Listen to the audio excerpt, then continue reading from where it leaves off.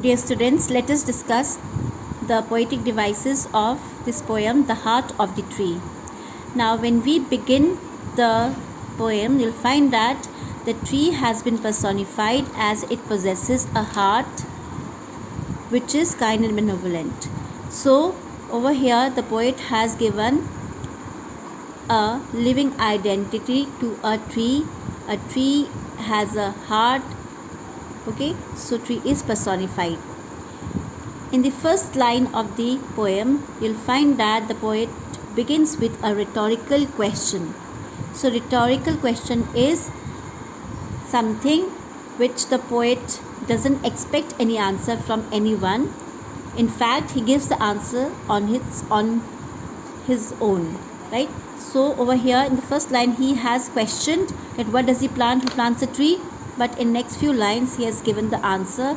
He has given all those things, all those points which is required by the first statement over here.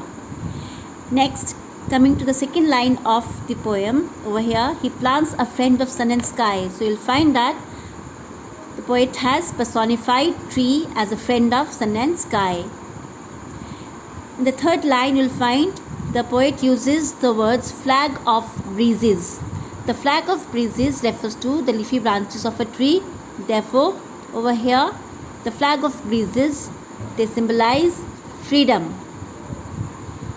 In the next line, you'll find the poet has used the shaft of beauty. The shaft of beauty refers to the main frame of the tree. Main frame of the tree is actually the stem of the tree. So over here, the shaft of beauty. So trees are symbolic, they symbolize beauty. They spread beauty in the environment.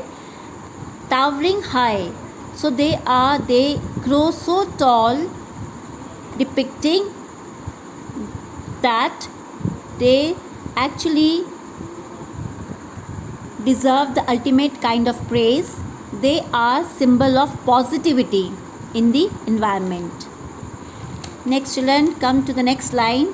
He plants a home to heaven, and for song and mother croon of bird, in hushed and happy twilight heard the treble of heaven's harmony. So you'll find that the poet has used alliteration over here. H, repetition of consonant sounds. Her. Similarly, in this line also you'll find the repetition of consonant sounds. H for hushed and happy. Right? Then in the first stanza, if you go for the the rhyming words, you'll find that how does it rhyme? See, the words rhyming together are tree, free, harmony, tree. So these are all A.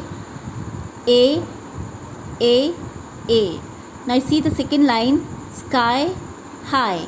So these two words rhyme with each other. Sky, high. So we take it as B, sky, high, and I. So these three words rhyme with each other. We'll take them as B. Bird and herd, they rhyme together. So we take them as C. So all together, the rhyming scheme of this poem is ABA, BB, CC, AA. Correct? Next, coming to the next stanza, you'll find that here each line on this in this stanza begins with and. He. So such a beginning, this technique of repeating words and phrases at the beginning of successive lines. This is successive line. So repetition of repeating the words and phrases at the beginning of successive line is called anaphora. ANAPHORA. So over here, why has the poet used this technique? He has used this technique to create an impression on the reader while trying to persuade him. Okay. Next, again, this FF is alliteration used over here. Now in the next stanza, you'll find the repetition of conjunction. So repetition of conjunction is called polysyndeton.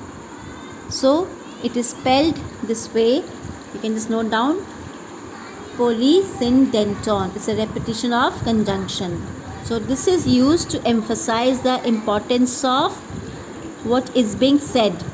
Over here it is important to emphasize the importance of planting a tree. So here you have this is a repetition of conjunction here.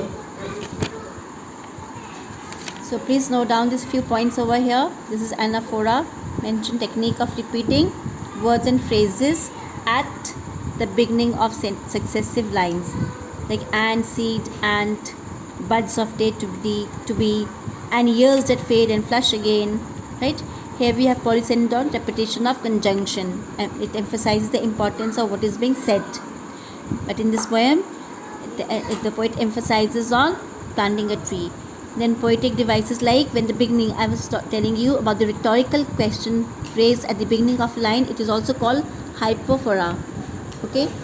Then the rhyme scheme, okay, personification, metaphors, alliteration. So these points have to be mentioned while we discuss the poetic devices of the poem. Next you can see the various auditory image, like treble, like twilight heard, the song which is heard, which trebles the heaven's harmony. Okay. Then again a metaphor is used, like these are the metaphors, the shaft of beauty and flag of breezes. These are the metaphors used for the parts of tree. So poet has created various imagery over here. He has created visual imagery. He has given the sight. He has made with the words. He has created such a sight in front of us that appears to be live, right? So you're going to, whenever you study, whenever you complete the explanation of the poem, you have to mention all these poetic devices. Thank you.